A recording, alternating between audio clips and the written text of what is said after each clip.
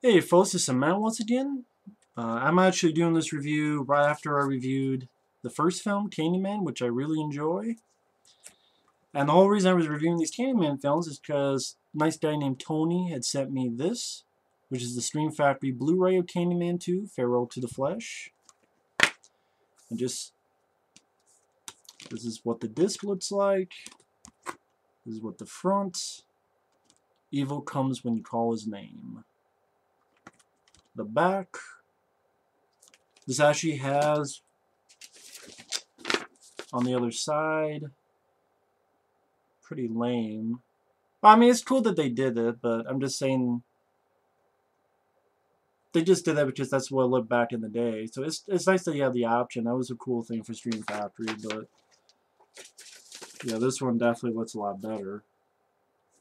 It does have features. Has their commentary track with the director Bill Condon. If you're a fan of the film, it's worth a listen.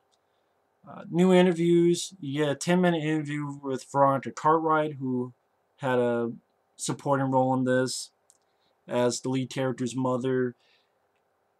To be honest, it was a worthless interview because she starts off talking about how she got in with the birds and Alien and how a film she saw back in the day, I think Invasion from Mars. And she tells a little about, she doesn't really, it almost felt like she didn't care to talk about this movie. She wasn't bitchy, she wasn't pissy, she wasn't complaining, she wasn't whining, she wasn't being a bitch.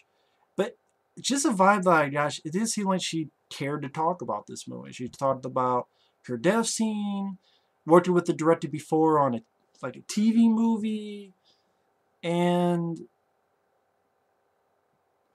that's really it. I mean, you didn't really give much info. It was a pretty useless interview. I mean, I just watched it. I can't remember much of what she said. The better interview is the one with Tony Todd, which is about 25 minutes. And yes, when I say Bill Condon, the director, that is the same guy who directed Gods and Monsters. He did Dreamgirls, and then he did The Twilight, Breaking Dawn, Part 1 and 2. I think he did both of those. So yes, that is the same Bill Condon who, before that, directed this. But the 25-minute interview with Tony Todd is pretty good. I mean, he starts right off the bat talking about Night of the Living Dead 1990 and tells about he doesn't understand why Tom Savini never got to direct again, which I agree with that. So I thought that was nice. And he talks more about the first film than the second film. I mean, he really talks more about the first film. He tells a little bit about the second film, but not much. He doesn't talk about the third film at all. I mean, he even says that he thinks the first one's the best, and then there's the second one, and then that's all there is. So he doesn't even think about the third film. But it's a really fun interview. It tells about the impact that it played, how people stop him and still say Candyman, the influence of the film, and he does talk. He talks a bit about the first one, but he does talk a little bit about the second film. And I think the second film came out around O.J. Simpson. That whole thing was going on. 1995. That could be the case.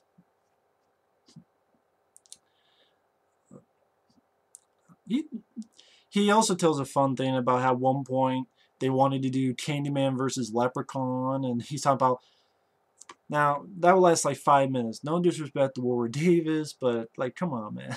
Like, I thought that was pretty fun, and like Tony Todd, he's a very talented guy, and he even mentions a little thing that happened like between him and Robert Englund when they're remaking Robert Englund's movie Nightmare on Elm Street. And Robert Englund, I guess, whispered to him and says, "We need to do a movie together where I can kick your ass." I don't know if he's talking like a versus movie or something. I don't know, but I thought it was a nice. Like, you get some fun stuff with the interview. It's 25 minutes long, and definitely, without a doubt, the best part of this. To be honest, I got more entertainment out of that than the movie. It also has a trailer for the film, and Candyman Farewell to the Flesh. Fort Worth Star. I don't know what the hell movie you saw. Scarier than the original. My ass. I don't hate this film. This is not a rant, but it's a movie that's there. I don't think the acting's too bad. Tony Todd's definitely the best part of the movie. Kelly Rowan, who earlier she had done films like she was in The Gate. I think she was Peter's mother in Hook. She's mostly known for TV like The OC and this new show Perception. She does alright. Her husband, I think it's Timothy Carhart. I believe that's his name. He's a guy who was the bad guy in Beverly Hills Cop 3, and I thought the guy did a much better job here than Beverly Hills Cop 3, because he was actually a pretty decent guy that I didn't mind. I thought he was pretty decently likable.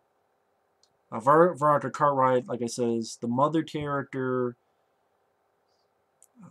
I forget this guy's name. I remember he was Tim Allen's brother in Home Improvement. He's there as the lead girl's brother. Bill Nunn, who plays a reverend. I remember him from films like Sister Act. He was the detective in Sister Act. He's been in quite a few stuff. He's in this. So I thought the cast was pretty decent, except the guy, this one guy who plays a detective.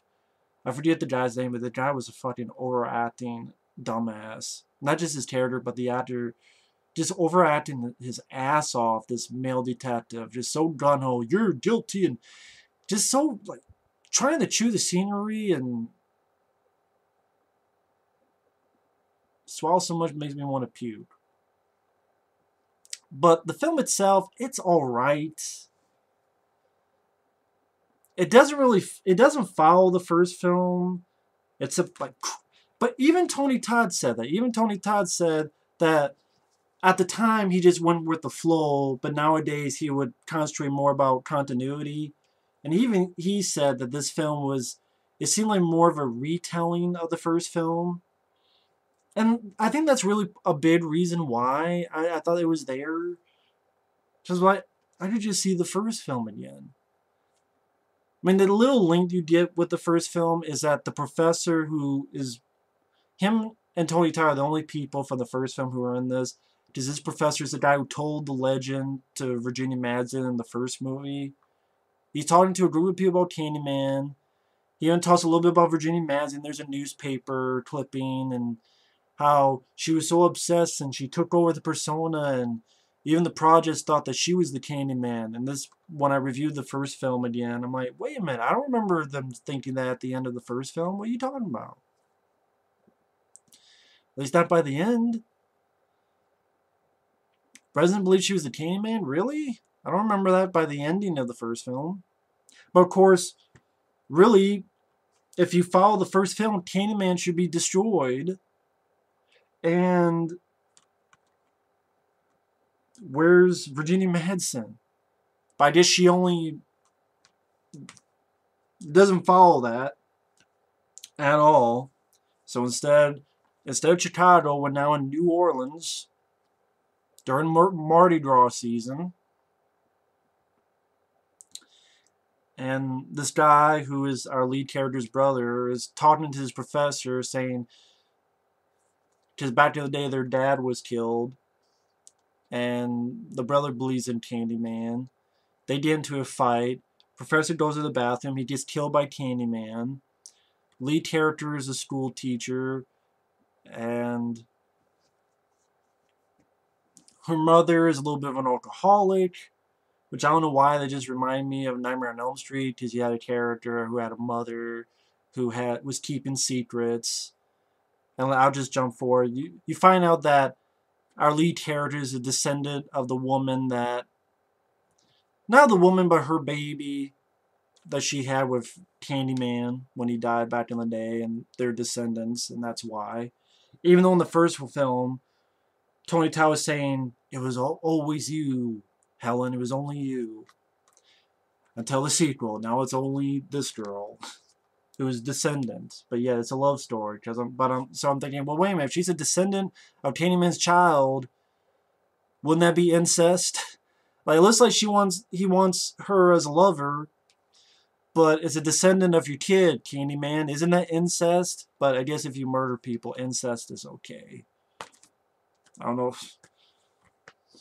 Hey, you're gunning people, but So I guess incest isn't that bad, I guess, for Candyman. That's what made me think, well, wait a minute, you find out he's a descendant. Again, wouldn't that be sort of incest? It's like, well, it's just my cousin. Be sort of that mentality. Never just brought up, but it would have been funny if someone did bring that up. But because that professor got killed, the lead girl's brother gets put in jail. And he says that he did it, and we find out that he's doing that so that she doesn't get involved and learn about Candyman, learn about the histories, and then be in danger. You get some weak boo stares, for example, but even the director admits that it's weak boo stares. Like a guy in a Marty's draw costume, like a ghost comes up and looks through some of those cheap boo stares. And pretty much her investigating it, looking to their child, her and her brother's childhood home. Her husband goes with her, see what happened the night their dad died long ago. They find some art inside, kind of like in the first film in Chicago, where you have the artwork of, it's not the same artwork, but it's different artwork. But it's a girl entering in. Instead of a hole, it's a little door, and there's artwork around. Just remind me of the first movie.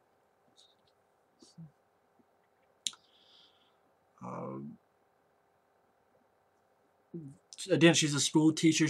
Some kids are fighting at school, and she says Candyman in the mirror to disprove, to prove to these kids that he doesn't exist. And of course, later on, that bites her on the ass, because he pops up and tells her pretty much the same thing he told Virginia Madsen. Nice little effect that she scratches his skin and some bees come out of it, and then it heals back by itself. I thought that was a nice little special effect.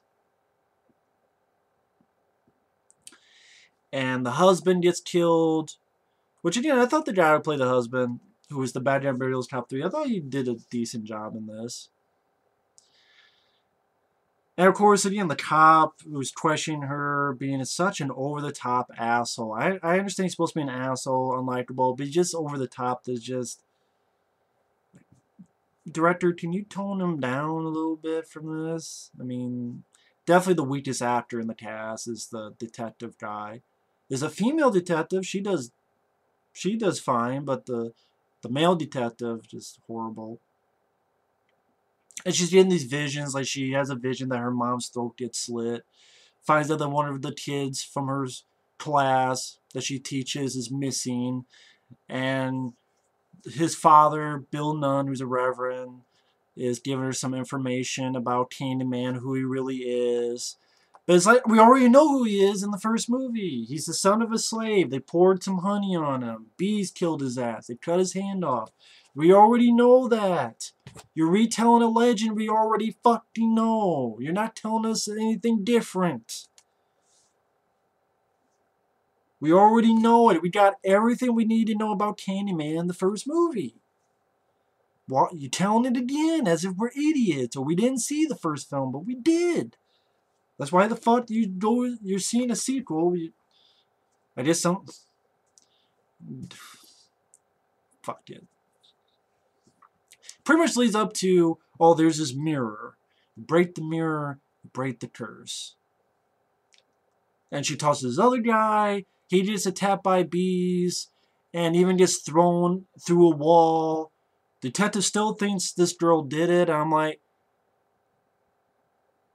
you probably need some damn strength to throw a guy through a wall and whose face is all fucked up. I mean, don't you have any questions? Where did the bees come from? How did his face get fucked up like that? Was it just from the bees? How did this thin girl have the strength to do all that?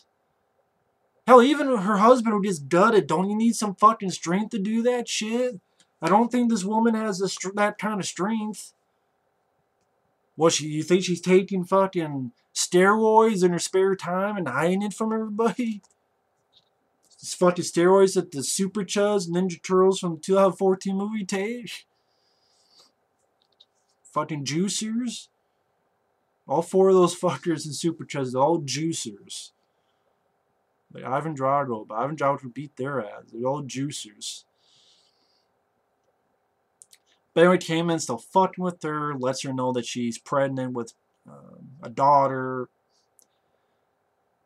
But then the stupid cop's fucking with her brother in jail and stupidly calls Candyman, and Candyman kills his ass, which I was like, yeah, cool, kill this fucker's ass. That was like that was a cheer moment for me. But then the brother, of course, runs away scared, and the cop shoots him, so now the brother's dead. I like the fact that the female cop, I don't mind the female cop because she looks at the tape and she sees what happened, and so she believes in the girl and later on lets her go. Of course, I don't know why she doesn't show that to everybody so that no one's chasing her ass. I'm assuming that's what they did based on the ending, but I don't know why you didn't do that sooner. But anyway. But yeah, she confronts Veronica Cartwright about their history. She gets killed by Candyman. Veronica Cartwright did fine. I liked her as an actress. I remember from episodes of The X-Files as well. Goes back to their old home that she investigated earlier in the film. Finds the kid that's missing. I guess for some reason the kid knows where the mirror is, and they go find the mirror. And I don't remember why there's skeletons all over the fucking ceiling of this place. I don't remember why there's skeletons there. I guess I'm sure explaining it, but I zonked out for that. Pretty much came in, gives him the... Is that before or after? I can't remember if it was before or after, but I think it's before because he tells her pretty much the backstory, but now we see the backstory. This time we see it. I mean, even though we were told about it in the first movie, and we told about many times in the second movie, now we can see it. Why do they call him Candyman? Well, because there's honey and a kid licked it. And he goes, Candyman. And he is killed by the bees like we already fucking know, but we get to see it this time. And she zonks out of it from being hypnotized by him.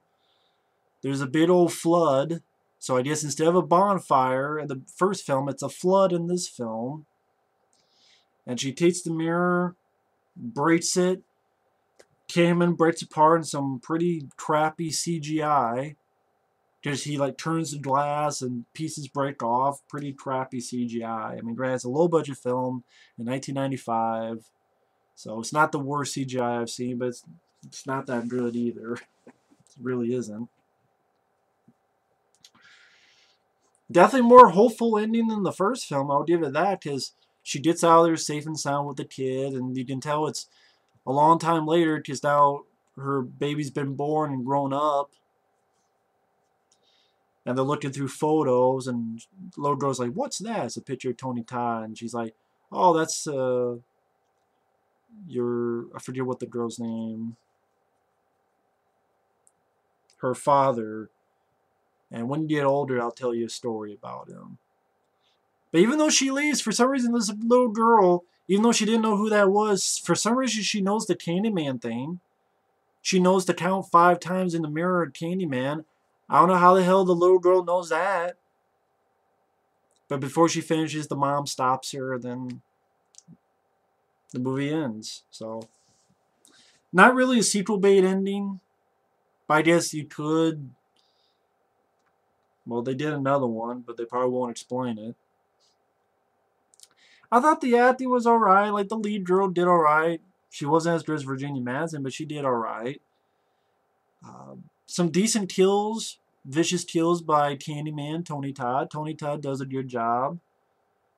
I don't mind the rest of the cast. Kelly Rowan, Timothy Carhart, Veronica Cartwright. Yeah, music once again by Philip Glass. Yes, I think it was. Yeah, Philip Glass does the music once again. But it's just same shit, different day. It wasn't that interesting. It really did feel like a retelling of the first film.